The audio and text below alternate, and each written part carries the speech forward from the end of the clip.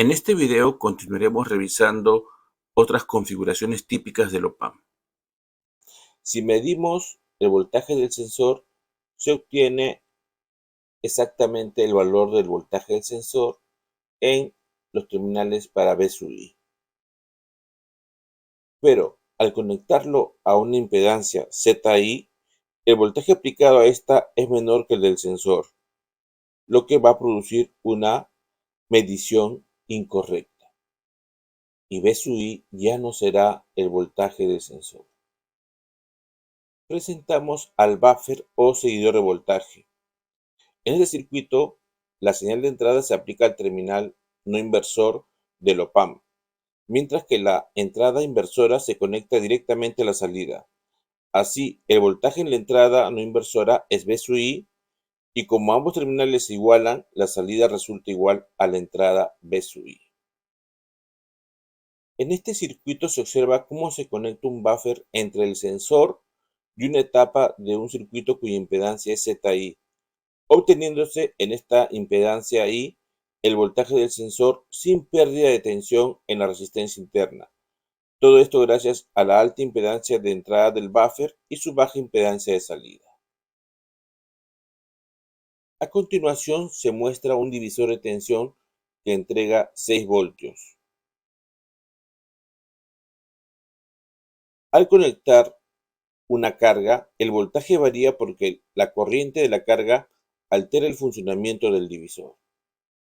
Un divisor de tensión conectado a la entrada no inversora de un OPAMP en configuración seguidor entrega en la salida el mismo voltaje del divisor. El circuito funciona bien salvo por la corriente máxima limitada del OPAMP. Para aumentar la corriente hacia la carga puede añadirse un transistor que suministra la corriente sin alterar el voltaje. En resumen, con solo un divisor de voltaje el voltaje cae al conectar la carga. Con divisor y buffer se obtiene voltaje estable pero con corriente limitada. Con divisor, buffer y transistor se obtiene voltaje estable y mayor corriente en la carga. Presentamos el amplificador inversor. La resistencia RF es la que brinda la realimentación negativa. El terminal no inversor está conectado a tierra, razón por la cual su voltaje es 0 voltios. Dado que el OPAMP tiene realimentación negativa, el voltaje de la entrada inversora es igual a la entrada no inversora, es decir, 0 voltios. Por este motivo es que se le conoce como tierra virtual, al tener 0 voltios sin tener conexión directa a tierra. Circula una corriente I por RG, y dado que la corriente por la entrada inversora es 0 miliamperios, entonces todo I circula por RF. Planteamos I es igual a V sub I entre RG, y luego la corriente que circula por RF es 0 menos V sub 0 entre R sub F. Igualamos estas expresiones y despejamos V sub 0. También podemos despejar V sub 0 entre V sub I, al cual llamamos ganancia de voltaje, el cual es menos RF entre RG. Presentamos el amplificador inversor con ganancias teóricas idénticas. Sin embargo, en el circuito de la derecha, el valor de V sub 0 no coincide con lo esperado, ya que se utilizaron resistencias de bajo valor, lo cual afecta el funcionamiento del OPAMP. Máxima corriente del OPAMP. En el primer circuito amplificador inversor, de acuerdo con los valores de resistencias, la ganancia de voltaje es menos 1.5. Para una entrada de 5 voltios circula una corriente de 0.5 miliamperios, obteniéndose la salida menos 7.5 voltios. El OPAMP puede manejar esta corriente sin inconvenientes. En el segundo circuito se usan resistencias de 100 ohmios y 150 ohmios, lo que teóricamente brinda una ganancia de menos 1.5. Sin embargo, en este caso la corriente que debe circular por las resistencias es de 50 miliamperios, valor muy superior al límite típico de salida de un OPAMP. Al implementarlo, tanto en el simulador como en la práctica, no se logra los menos 7.5 voltios esperados. Esto ocurre porque la corriente exigida en la salida del OPAMP supera su capacidad máxima, provocando que el dispositivo deje de operar correctamente. En la implementación física se confirma el problema: el voltaje de salida no corresponde con el teórico y además el amperímetro muestra que el OPAMP está entregando su corriente máxima.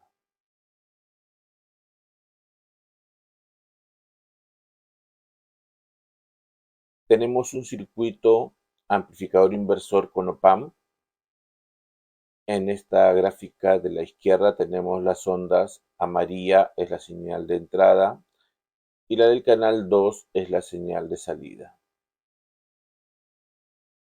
En el lado derecho tenemos el formato XY de estas señales. Vamos a incrementar las señales para poder observarlas mejor. Además tenemos las medidas automáticas. Tenemos el voltaje pico a pico del canal 1, el voltaje pico a pico del canal 2, el voltaje máximo del canal 2, el voltaje mínimo del canal 2. Observando estos valores podemos concluir que la ganancia es de 2. Es de 2. Pero observando las señales en el dominio del tiempo vemos que esta ganancia es negativa. Además, en el formato XY también, dado que la pendiente es negativa, la ganancia es efectivamente menos 2. Incrementaremos la señal de entrada.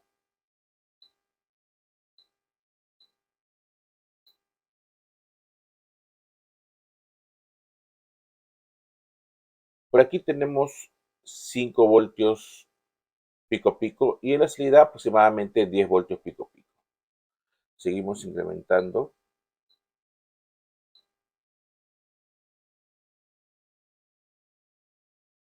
Tenemos una entrada de 8 voltios pico a pico y en la salida 16 voltios pico a pico. Aquí se observa justamente 4 voltios pico y la salida tenemos 8 voltios pico, lo que nos da una ganancia de 2 y por la inversión de fase tenemos la ganancia menos 2. De igual manera la pendiente es negativa y el valor sería, acá tenemos dos cuadros, o sea, sería 8 voltios. En el eje vertical y en el eje horizontal tenemos 4 voltios. Entonces sería ganancia menos 2. Seguimos incrementando la señal de entrada. El OPAMP está alimentado con 12 y menos 12 voltios.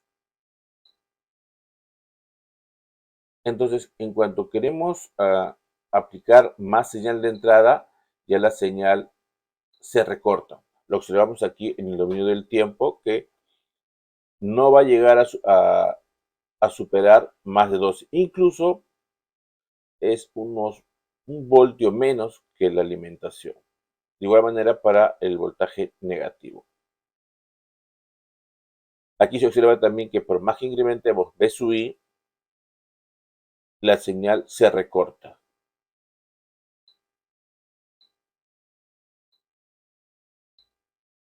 Y decimos que el OPAMP está saturado en esta zona.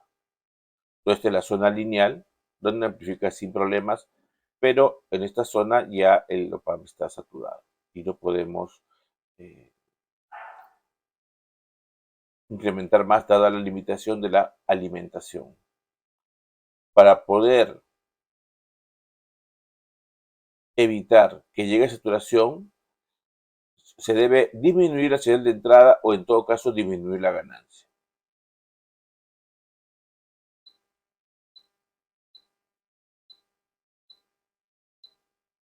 Esta sería entonces la zona lineal, la zona lineal y donde no existe distorsión en la señal de salida.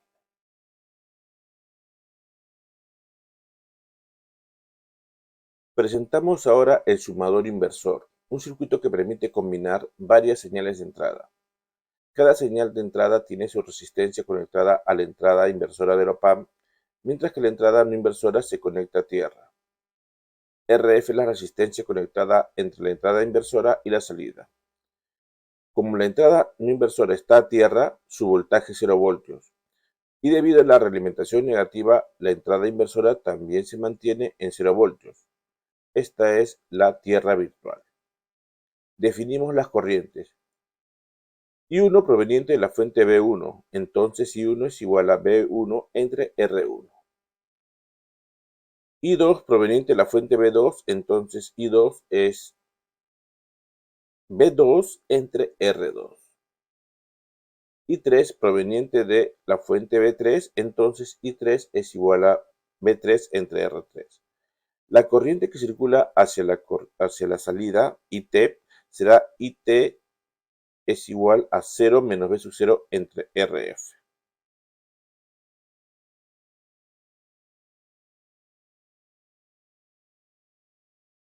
Aplicamos la ley de corrientes de Kirchhoff en el nodo de entrada inversora, I1 más I2 más I3 es igual a IT. Reemplazando los términos se obtiene la expresión general de B sub 0 en función de las entradas y sus resistencias. En casos particulares, si todas las resistencias de entrada son iguales, la salida será proporcional a la suma de las entradas con un signo negativo. De igual modo, ajustando los valores de las resistencias podemos controlar cuánto contribuye cada señal a la salida total. Este es el amplificador restador, un circuito diseñado para obtener la diferencia entre dos señales de entrada. Primero analizamos los voltajes en cada entrada. El voltaje en la entrada no inversora es B sub A por R2 entre R1 más R2. El voltaje en la entrada inversora es B sub B por R2 más B sub 0 por R1 entre R1 más R2. Debido a la reglamentación negativa, ambas entradas deben ser iguales. Despejamos B sub 0 y obtenemos la expresión R2 entre R1 por B sub A menos B sub B es el voltaje de salida. Presentamos al amplificador de instrumentación, un circuito muy usado para amplificar señales pequeñas y diferenciales provenientes de sensores. Todos los amplificadores tienen realimentación negativa. B sub B está presente en la entrada inversora de A1. B sub A está presente en la entrada inversora de A2. Asumimos una corriente I que circula de B sub B hacia B sub A. Esa misma corriente circula por R3.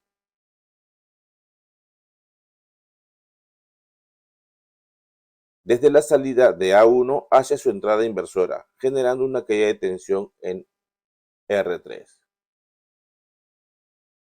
Esa misma corriente I circula desde la entrada inversora de A2 hacia la salida de A2, generando una caída de voltaje en esta resistencia R3. Llamamos Bx a la salida de A2, la cual es B sub X menos I por R3.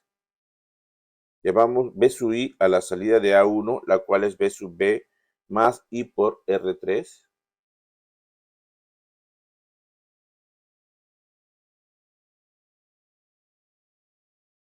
Observamos que I es igual a B sub B menos B sub A y todo esto dividido entre RG. El tercer amplificador, A3, funciona como restador. Por lo tanto, B sub 0 es igual a Bx menos B sub I, todo esto multiplicado por R2 entre R1. Reemplazamos Bx y B sub I y seguimos operando. Luego obtenemos B sub 0 en función de I. Reemplazamos I, factorizamos B sub A menos B sub B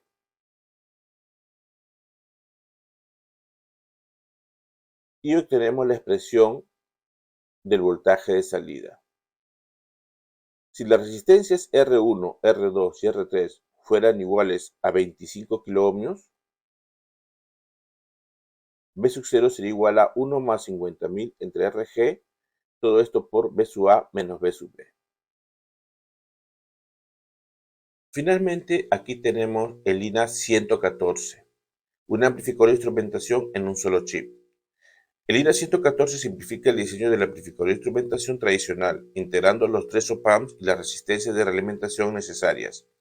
Su ganancia se ajusta mediante una sola resistencia externa R sub G, siguiendo la fórmula la ganancia es igual a 1 más 50.000 entre RG. Muchas gracias por su atención y los invito a acompañarme en una próxima sesión donde continuaremos explorando más sobre los op-amps.